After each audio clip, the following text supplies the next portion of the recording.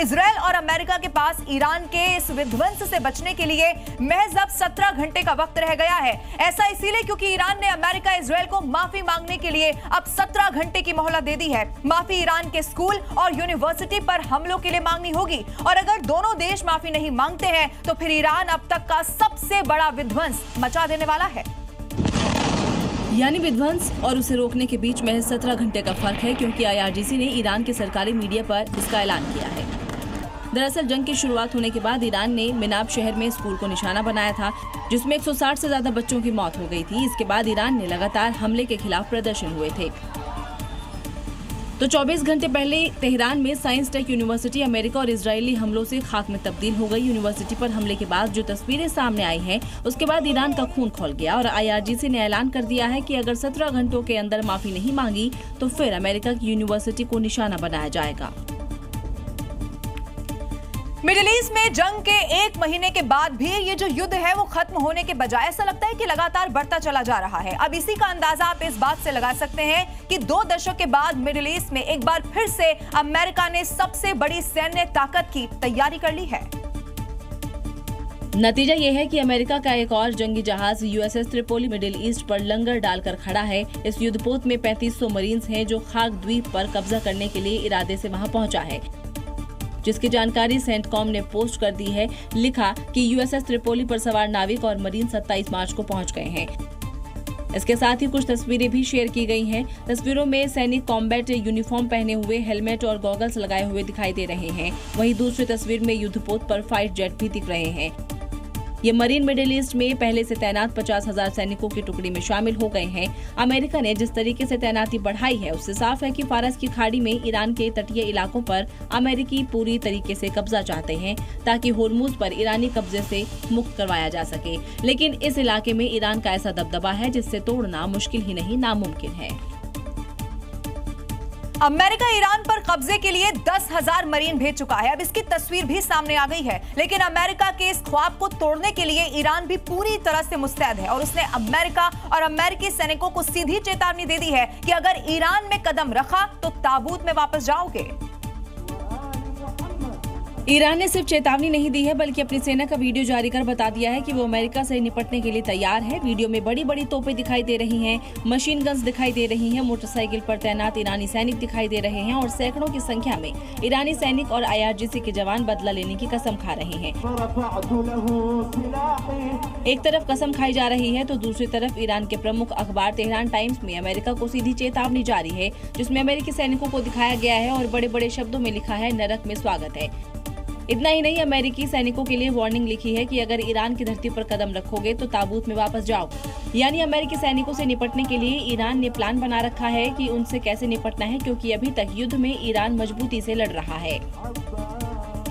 तो middle east में जारी इस जंग के बीच अमेरिका को अब तक का सबसे बड़ा झटका लग गया है, क्योंकि ईरान ने अमेरिका की उस आसमानी आंख को फोड़कर रख दिया है जो उसके लिए सबसे बड़ा काम कर रही थी। आखिर अमेरिका के ये E-3 अवॉक्स विमान को क्यों अमेरिका की आंख कहा जाता है, उसके पीछे की खासियत क्या है, ये ग्राफिक्स के जरिए ये आपके सामने रखते हैं। E-3 अवॉक्स अमेरिका का उड़ता हुआ ये कमांड सेंटर बताया जाता है। विमान की कीमत करीब 5,653 करोड़ रुपए बताई जा रही है। विमान हवा में 360 डिग्री की निगरानी, टारगेट पहचानने में सक्षम बताया जाता है। 30,000 फीट से 320 किलोमीटर दूर हवाई समुद्री टारगेट को ये ट्रैक कर सकता है और दुश्मन के कम ऊंचाई वाले विमानों को भी ये खोज लेता है। और इसी के लिए बताया जाता है कि लगातार 8 से 11 घंटे तक ये उड़ान भर सकता है। ईंधन भरकर इसे 24 घंटे से ज्यादा समय तक इसी तरह से सक्रिय रखा जा सकता है। इसीलिए इसे अमेरिका की आंख यहां पर कहा जाता है और इसीलिए बड़ा झटका माना भी जा रहा है। देखिए, इधर लगता तो यह भी है कि अमेरिका ने ईरान के खिलाफ युद्ध में उतरने से पहले कोई एग्जिट प्लान तैयार किया ही नहीं था। शायद अमेरिका को इस बात का अंदाजा नहीं रहा होगा कि ईरान युद्ध में इतने दिनों तक इस तरह से टिक जाएगा और अगर ये युद्ध और ज्यादा लंबा खिंचता है तो अमेरिका के तरकश के एक बड़े हथियार का स्टॉक बहुत जल्द खत्म हो सकता है। अमेरिका के तरकश का यह हथियार उसकी विनाशक टॉमहोक क्रूज मिसाइल है, जिसका ईरान के युद्ध में अमेरिका ने बड़े पैमाने पर इस्तेमाल किया है। इसे अमेरिकी हथियारों के जखीरे का एक अहम हथियार माना जाता है। अमेरिकी मीडिया के मुताबिक 4 हफ्तों में ईरान पर 850 से ज्यादा टॉमहॉक क्रूज मिसाइल दागी गई। वहीं अनुमान है कि अमेरिकी नौसेना के पास लगभग 4000 टॉमहॉक मिसाइलें थी। अगर ये अनुमान सही है तो टॉमहॉक मिसाइलों का करीब 1/4 हिस्सा खत्म हो चुका है। जिसने ट्रंप की टेंशन तो यकीनन बढ़ा दी होगी। सवाल है कि अगर टॉमहॉक मिसाइलों का स्टॉक खत्म हो गया है तो अमेरिका इसे जल्द बना भी सकता है। हालांकि ये इतना आसान नहीं है, क्योंकि करीब 34 करोड़ रुपए की एक टॉमहॉक मिसाइल बनाने में करीब 2 साल लग जाते हैं और इस कमी को पूरा करने में तो कई साल लग जाएंगे। उधर ट्रंप की टेंशन ईरान के उस दावे ने भी बढ़ा दी है जिसमें उसने कहा है कि इस युद्ध में उसने अपने 70% मिसाइल भंडार का इस्तेमाल ही नहीं किया है।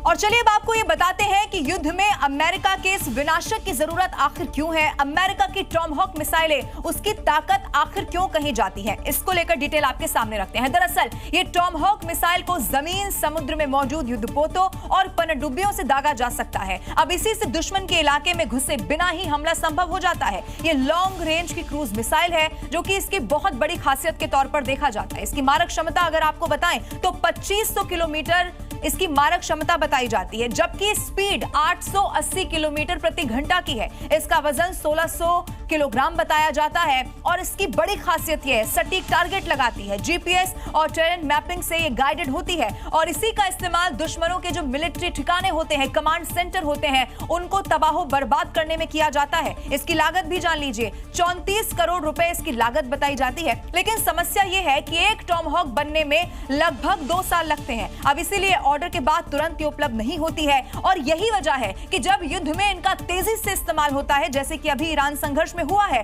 तो स्टॉक भी उतनी ही जल्दी से घट जाता है और उसे भरने में कई साल लग सकते हैं। ये एक बड़ी समस्या के तौर पर देखा जाता है। इधर ईरान की अगर बात की जाए तो ईरान ने गल्फ देशों पर हमले और ज्यादा इस युद्ध में तेज कर दिए हैं। कुवैत एयरपोर्ट पर ईरान ने 15 ड्रोन की मदद से एक बड़ा अटैक कर दिया है। दरअसल ईरान का मानना यह है कि अमेरिका लगातार कुवैत के एयरपोर्ट का इस्तेमाल कर उसी के खिलाफ सैन्य कार्रवाई में जुटा हुआ है।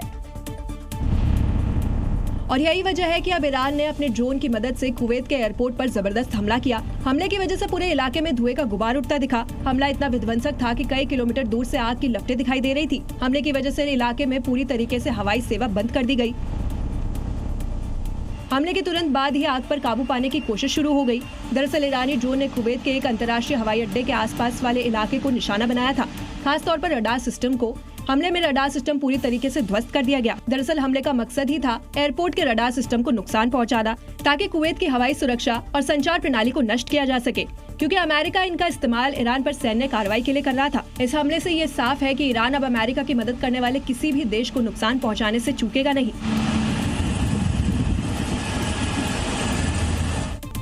ईरान से इस जंग में अमेरिका को एक के बाद एक बड़े झटके लगते जा रहे हैं। MQ-9 रीपर ड्रोन हो या फिर F-15 फाइटर जेट, ईरान का दावा यह है कि वो लगातार अमेरिका के विमानों और ड्रोन को इसी तरह से निशाना बना रहा है और अब ईरान ने बाकायदा अमेरिका की आसमानी आंख पर अटैक कर दिया है।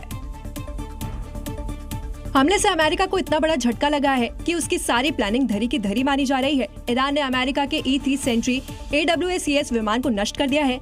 ईरानी हमले में तबाह हुए इस विमान की तस्वीरें भी सामने आई है, जिसमें विमान की हालत देखकर अंदाजा लगाया जा सकता है कि हमला कितना खतरनाक था। ईरान ने हमला सऊदी अरब में स्थित प्रिंस सुल्तान हवाई अड्डे पर उस वक्त किया जब विमान वहां तैनात था। हमले में अमेरिकी विमान नष्ट हुए हैं। अमेरिकी विमान की पहचान टेल नंबर 810005 से की गई है। तस्वीरों में विमान 2 टुकड़ों में टूटा हुआ दिखाई दे रहा है। वॉल स्ट्रीट जर्नल की रिपोर्ट के मुताबिक 28 मार्च को हवाई अड्डे पर हुए ईरानी हमले में कम से कम 10 अमेरिकी सैनिक घायल हुए हैं और कई विमान क्षतिग्रस्त हो गए हैं। प्रिंस सुल्तान एयरबेस पश्चिम एशिया में अमेरिकी वायु अभियानों का एक प्रमुख केंद्र है। ये बेस खुफिया जानकारी जुटाने, हवाई ईंधन भराई और हमलों के जैसे कई महत्वपूर्ण मिशनों के लिए इस्तेमाल किया जाता है। अब ईरान ने ये बिल्कुल साफ कर दिया है कि वो स्ट्रेट ऑफ हॉर्मुज पर झुकने वाला किसी भी रूप में नहीं है। अमेरिका के लगातार हो रहे हवाई हमलों और जमीनी ऑपरेशन की तैयारी के बीच अब ईरान स्ट्रेट ऑफ हॉर्मुज को पूरी तरह से बंद करने की बात कर रहा है। स्ट्रेट ऑफ हॉर्मुज पर ईरान ने अपनी कीलेबंदी और तेज कर दी है। हॉर्मुज से गुजरने की कोशिश करने वाले जहाजों को ईरान लगातार वार्निंग दे रहा है। वार्निंग नहीं मानने वालों को अंजाम भुगतने की धमकी दे रहा है। दरअसल हॉर्मुज को लेकर अमेरिका की बढ़ती सैन्य गतिविधियों ने ईरान को गुस्से में भर दिया है। इसलिए अब ईरान ने हॉर्मुज पर अपनी नाकाबंदी तेज कर दी है। अब हॉर्मुज का रास्ता उन्हीं शिप के लिए खुलेगा जिन्हें ईरान जाने की इजाजत देगा। अगर कोई शिप गलती से भी ईरान की खींची लक्ष्मण रेखा को पार करता है तो उसका अंजाम तबाही भरा होगा। यानी स्ट्रेट ऑफ हॉर्मुज पर अमेरिकी राष्ट्रपति डोनाल्ड ट्रंप की धमकियों के बाद ईरान ने भी अपना इरादा जाहिर कर दिया है। कुल मिलाकर कहा जाए तो आने वाले दिनों में हॉर्मुज में विध्वंसक तबाही वाले काले बादल मंडराने लगे हैं। मिडिल ईस्ट में जारी इस जंग की आग अब यूरोपियन कंट्री तक भी पहुंच गई है। एशिया के बाद अब यूरोप के देशों में तेल और गैस के दामों में आग लगने वाली है। ऐसा इसीलिए क्योंकि मिडिल ईस्ट में एक और हॉर्मुज अब बंद होने वाला है, जिसका ऐलान हूती विद्रोहियों ने कर दिया है। ये मिडिल ईस्ट का एक और संकरा रास्ता है जिसे बाब अल मंडेब कहते हैं। बाब अल मंडेब रूट लाल सागर को अदन की खाड़ी और अरब सागर से जोड़ता है। ये यमन और अफ्रीका के हॉर्न एरिया में मौजूद देशों के बीच है। ये रूट यूरोप, अफ्रीका और पश्चिम एशिया को जोड़ता है। यहाँ से प्रतिदिन लगभग 8.8 मिलियन बैरल तेल और भारी मात्रा में LNG का ट्रांसपोर्टेशन होता है। इस ट्रेड रूट से हर साल $1 ट्रिलियन यानी 93.95 लाख करोड़ रुपए की कीमत के माल का आना जाना होता है। इसे होर्मुज 2.0 भी कहा जा रहा है। सोचिए अगर इन रूट को भी हूती विद्रोही बंद कर देते हैं तो यूरोप के साथ साथ पूरी दुनिया में तेल की कीमतों में आग लग जाएगी और इसके चपेट में पूरी दुनिया आ जाएगी और महंगाई का ऐसा परमाणु बम फटेगा जिसके चपेट में पूरी दुनिया की अर्थव्यवस्था आ जाएगी। ईरान की राजधानी तेहरान के पास एक सैन्य ठिकाने से धुआं उठता हुआ दिखाई दिया है। वहीं होर्मुज जलडमरू मध्य के पास एक अंडरग्राउंड मिसाइल स्टोरेज को भी टारगेट बनाए जाने का इस वक्त दावा किया जा रहा है। अमेरिकी और इजरायली सेनाओं ने बंकर बस्टर से ये टारगेट किया। ये वीडियो तेहरान के पूर्व में स्थित प्राचीन सैन्य कॉम्प्लेक्स का है, जहां से आसमान में गहरे धुएं का गुबार उठता नजर आया। ये ईरान की वही जगह मानी जाती है जहां मिसाइल उत्पादन और सैन्य रिसर्च से जुड़े काम होते हैं। वीडियो में आसमान में फैलता काला धुआं साफ दिखाई दे रहा है। वहीं दूसरी तरफ स्ट्रेट ऑफ हॉर्मुज के पास एक अंडरग्राउंड मिसाइल स्टोरेज ठिकाने को निशाना बनाए जाने का दावा किया गया है। दावा है कि अमेरिका और इजराइल ने बंकर बस्टर बमों से किए गए इस हमले में पूरी सुविधा तबाह कर दी, जहां बड़ी संख्या में ईरान की बैलिस्टिक मिसाइलें मौजूद थी। ये तस्वीरें दिखाती हैं कि सुरंगों में छिपे हथियार और दूसरी तरफ एक जोरदार धमाका, जिसके बाद सब कुछ मलबे में तब्दील हो गया। कोने में एक छोटा सा मैप भी दिखाई दे रहा है। अब इतना तय है कि ईरान पर हमले तेज हो रहे हैं और मिडिल ईस्ट जंग के और गहरे घेरे में पहुंच रहा है। मिडिल ईस्ट के आसमान में ड्रोन युद्ध इस वक्त बहुत ज्यादा तेज हो चुका है और इन्हीं हमलों के बीच एक वीडियो सामने आ चुका है जिसमें ब्रिटिश एयर डिफेंस ने ईरानी अटैक ड्रोन को हवा में ही मार गिराया, यानी कि आसमान में ही ईरानी ड्रोन का खात्मा हो गया। वीडियो थर्मल कैमरे का है जिसमें आसमान में एक चमकता छोटा सा पॉइंट दिख रहा है जो ईरानी अटैक ड्रोन का है, लेकिन British air defence unit alert पर है और जैसे ही ड्रोन तेजी से आगे बढ़ता है तभी एक तेज रोशनी उठती है, धमाका होता है। थर्मल कैमरे में इतना तेज फ्लैश कि पूरा स्क्रीन रोशनी से भर जाता है और फिर आग हवा में बिखरता मलबा दिखता है। दरअसल ये है LLM मार्टलेट मिसाइल जिसे रॉयल एयरफोर्स के गनर्स ने दागा है और पल भर में ईरानी ड्रोन का खात्मा कर दिया। जानकारी के मुताबिक RAF रेजिमेंट ने अब तक ऐसे कई ड्रोन को तबाह कर दिया है, लेकिन आसमान में ये जंग अब टेक्नोलॉजी और सटीकता का खेल बन चुकी है। मिडिल ईस्ट की इस जंग में अमेरिका ने अब तक के सबसे बड़े हमले की प्लानिंग कर ली है। तजाकिस्तान के ब्रिटिश मिलिट्री बेस पर अमेरिका ने अब तक 23 हैवी बॉम्बर को तैनात कर दिया है और ये भी विमान फॉरफोर्ट एयर बेस में मौजूद है। ये अमेरिका के लिए यूरोप का मुख्य हैवी बॉम्बर बेस है। अमेरिका ने अब यहाँ B-52 बॉम्बर की एक और टुकड़ी बुला दी है। वहीं इसके साथ ही 2 और B-1 लांसर बॉम्बर भी फॉरफोर्ट एयरबेस पर पहुंच गए हैं। इसके साथ ही यहां अब तक की सबसे बड़ी अमेरिकी बॉम्बर की भी तैनाती की गई। अमेरिका ने अब तक 23 हैवी बॉम्बर की तैनाती की है, जिसमें B-1B लांसर सुपरसोनिक बॉम्बर की संख्या 15 है, जबकि B-52 बॉम्बर की संख्या 6 से 8 बताई जा रही है। ये हाल के इतिहास में अमेरिका का बड़ा फॉर्मेट बॉम्बर डिप्लॉयमेंट में से एक है और यही वजह है कि अब आशंका जाहिर की जा रही है कि ईरान में कुछ बहुत बड़ा होने वाला है। दरअसल ब्रिटिश मिलिट्री बेस ने अमेरिका को फेयरफोर्ट और डिएगो गार्सिया समेत ब्रिटिश मिलिट्री बेस इस्तेमाल करने की इजाजत दी है और अब यहां पर अमेरिका अपनी तैनाती को बढ़ा रहा है। ईरान से इस युद्ध को लेकर अमेरिकी राष्ट्रपति डोनाल्ड ट्रंप अपने ही घर में अब घिरते हुए नजर आ रहे हैं। अमेरिका में ट्रंप के खिलाफ हजारों लोग सड़कों पर उतर आए हैं। उनकी पॉलिसी पर सवाल खड़े किए जा रहे हैं। अमेरिकियों ने इस प्रदर्शन को नो किंग्स का नाम दे दिया है। अमेरिकी राष्ट्रपति डोनाल्ड ट्रंप के लिए ईरान युद्ध मुसीबत भरा साबित होता जा रहा है, क्योंकि इस युद्ध की वजह से ट्रंप ने अपने ही उनके खिलाफ हो गए हैं। ट्रंप की नीतियों के खिलाफ लाखों अमेरिकन गुस्से में हैं, विरोध जताने के लिए सड़कों पर उतर आए हैं।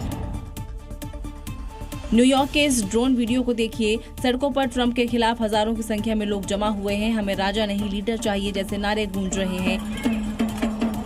वहीं न्यूयॉर्क में अमेरिकन हाथों में पोस्टर लिए ट्रंप के खिलाफ गुस्सा जाहिर कर रहे हैं। ट्रंप शासन के फैसलों को हर अमेरिकी को परेशान करने वाला बताया जा रहा है।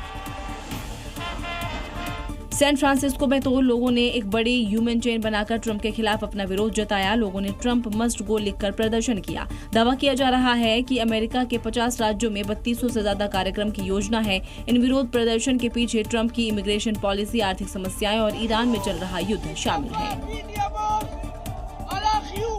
जहां एक तरफ दुनिया में तेल और गैस के दाम अब आसमान छू रहे हैं, तो वहीं देश में इसके दाम अभी भी स्थिर बने हुए हैं। लेकिन कुछ देश विरोधी तत्व अब गैस सिलेंडर के साथ साथ तेल की भी कालाबाजारी में जुटे हुए हैं, जिसे लेकर सीएम योगी पहले ही आगाह कर चुके हैं।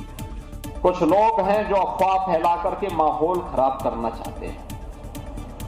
कुछ लोग हैं अव्यवस्था पैदा करने का प्रयास कर रहे हैं। हाथरस के ये वही लोग हैं जो अपने घरों और गोदाम में सिलेंडर स्टॉक कर आपदा में अवसर देख रहे हैं। जहां एक दुकान में करीब 69 सिलेंडर मिले हैं, जिसमें कमर्शियल और घरेलू सिलेंडर शामिल हैं। जमाखोर गैस के साथ साथ पेट्रोल डीजल की भी कालाबाजारी में जुट गए हैं। कुशीनगर से ऐसी ही तस्वीर सामने आई है, जहां ई रिक्शे में 300 लीटर पेट्रोल और 200 लीटर डीजल यूपी से बिहार ले जा रहे हैं। 8-9 गैलन है। 8-9 गैलन है। कितना लीटर होगा? 300 लीटर। हाँ, 300-400 लीटर होगा। कहाँ ले जा रहे हैं? मरचावा ले। खबर मिलने के बाद योगी फोर्स एक्शन में आई और डिब्बे में देने वाले पंप पर ताला लगवा दिया। तो मिडिल ईस्ट में छिड़ी इस जंग के बीच भारत में जमाखोरों और कालाबाजारी करने वाले लगातार एक्टिव हो गए हैं। मध्य प्रदेश के भोपाल में ऐसे ही कालाबाजारी करने वाले रहमान के खिलाफ कार्रवाई कर दी गई है। इस भोपाल में अलग अलग जगहों से 68 गैस सिलेंडर को भी जब्त कर लिया गया। ये उसी कालाबाजारी करने वाले रहमान की फिलिंग फैक्ट्री की तस्वीरें हैं, जहां से वो गैस सिलेंडर की कालाबाजारी कर रहा था, जिसके पास से 9 सिलेंडर जब्त किए गए हैं। 5, 6, 7, 8, 9, 7 हाँ गिरा दी। ये वहीं में चाहिए आपके रिजवान भाई? रहमान। आरोपी उपभोक्ताओं से 500 रुपए ज्यादा में सिलेंडर लेकर उन्हें 2500 रुपए में बेचता था। वहीं खाद्य विभाग की टीम ने अलग अलग ठिकानों पर छापेमारी की कार्रवाई कर 59 सिलेंडर जब्त किए हैं। कालाबाजारी और ब्लैकमेलिंग करने वाले अफवाह फैला रहे हैं। ऐसे लोगों के खिलाफ सरकार और खाद्य विभाग की टीम लगातार एक्शन ले रही है। और इधर असम में चुनाव प्रचार पर पहुंचे गृह मंत्री अमित शाह ने असम में घुसपैठ का मुद्दा बड़े जोर शोर से उठाया और कांग्रेस को इसका जिम्मेदार भी बता दिया। यहां पर सोनितपुर में जनसभा को संबोधित करने पहुंचे शाह इस मुद्दे पर बेहद आक्रामक नजर आए। उनके निशाने पर थे राहुल गांधी और गौरव गोगोई। सोनितपुर में विशाल जनसभा में शाह ने कांग्रेस को कभी असम की बड़ी समस्या रहे उग्रवाद को लेकर जोरदार तरीके से घेरा, तो घुसपैठ के लिए भी जिम्मेदार ठहराया। एक और भारतीय जनता पार्टी है जिसने 10 साल में असम को आतंकवाद मुक्त बना दिया। असम की जनता के सामने स्पष्ट करो, आप घुसपैठियों के साथ हो या घुसपैठियों के खिलाफ। दो काम एक साथ नहीं हो सकता। सीएम हेमंत बिस्वा शर्मा पिछले कई सालों से घुसपैठियों के खिलाफ मोर्चा खोल ही रखे थे और अब तो ये मौजूदा चुनाव का सबसे बड़ा मुद्दा भी है, जिस पर शाह ने फिर से मोहर लगाई है। उत्तर प्रदेश की बात करते हैं, जहां अवैध निर्माण के खिलाफ बड़ी कार्रवाई लगातार जारी है। वाराणसी, कानपुर और संभल में प्रशासन ने एक साथ बुलडोजर चला दिया है। कई दुकानों और इमारतों को यहां पर गिरा दिया गया है। बुलडोजर के प्रहार से कहीं विकास के लिए तो कहीं अवैध कब्जे पर यह प्रहार होता हुआ नजर आया। दाल मंडी का चौड़ीकरण हो या कई सालों से चल रही अवैध दुकानें या फिर मस्जिद मदरसा, बुलडोजर तो गरजना है। करीब 1 महीने बाद पीडब्ल्यूडी का एक्शन फिर हुआ। आज 18 मकानों और दुकानों पर कार्रवाई की गई। इससे पहले दाल मंडी में 60 से ज्यादा मकानों को जमींदोज किया जा चुका है। दाल मंडी में बुलडोजर एक्शन के दौरान भारी फोर्स मौजूद रही और ड्रोन से भी निगरानी की गई। उधर कानपुर में भी कार्डियोलॉजी अस्पताल के बाहर बनी अवैध दुकानों को बुलडोजर से धराशायी कर दिया गया। कई सालों से चल रही मेडिकल स्टोर कुछ ही पलों में जमींदोज कर दिए गए। ये पूरी कार्रवाई एडीएम सिटी और पुलिस फोर्स की मौजूदगी में हुई। बुलडोजर गरजने की तैयारी संभल में भी पूरी हो चुकी है। यहाँ सरकारी जमीन पर बने मस्जिद, मदरसा और 8 दुकानों पर कार्रवाई होगी। करीब 3.5 बीघा जमीन पर प्रशासन ने पैमाइश और वीडियोग्राफी कर कार्रवाई शुरू कर दी है। यानी प्रशासन का संदेश साफ है कि कानून से ऊपर कोई नहीं और अवैध कब्जा होगा तो योगी का बुलडोजर बख्शेगा नहीं। उत्तर प्रदेश में अपराध पर जीरो टॉलरेंस की नीति चलती है, यानी कि अगर अपराध किया तो अगले चौराहे पर हिसाब भी हो जाता है। और जो अपराधी योगी की वार्निंग को नहीं सुनते हैं, उनका शहर शहर ऐसा बुलेट ट्रीटमेंट होता है कि वो खुद के पैरों पर चलने के लायक भी नहीं बचते। जब योगी फोर्स हिसाब करती है तो अपराधी दर्द से कर्रा उठते हैं। यहाँ तक कि अस्पताल जाने के लिए भी पुलिस के कंधों का सहारा चाहिए होता है, क्योंकि अपराधियों के खिलाफ योगी फोर्स का एक्शन नॉन स्टॉप होता है। अपराधी कोई भी हो, माफिया कोई भी हो, किसी भी प्रकार का कोई सरपरस्त क्यों न हो, अगर उसने कहीं दुस्साहस किया तो ये मान करके चलिए कि वह अपने उस दुस्साहस के लिए यमराज के पास जाने के लिए अपना टिकट काट रहा है। योगी के आखिरी चेतावनी को न समझने वालों का यही हाल होता है। आजमगढ़ में 3 अलग अलग जगह मुठभेड़ में 3 बदमाशों के पैर में गोली लगी है। कुछ ऐसा ही हाल झांसी में पुलिस ने एक बदमाश का किया। पुलिस कस्टडी से भागने वाले बदमाश को लंगड़ा कर दिया गया। वहीं संभल के चंदौसी में भी पुलिस की एक लुटेरे से मुठभेड़ हुई। पुलिस की गोली लगने से बदमाश घायल हो गया। जौनपुर में भी योगी फोर्स की बदमाशों से मुठभेड़ हुई, जिसमें एक बदमाश के पैर में गोली लगी है। हालांकि उसका साथी अंधेरे का फायदा उठाकर भाग गया।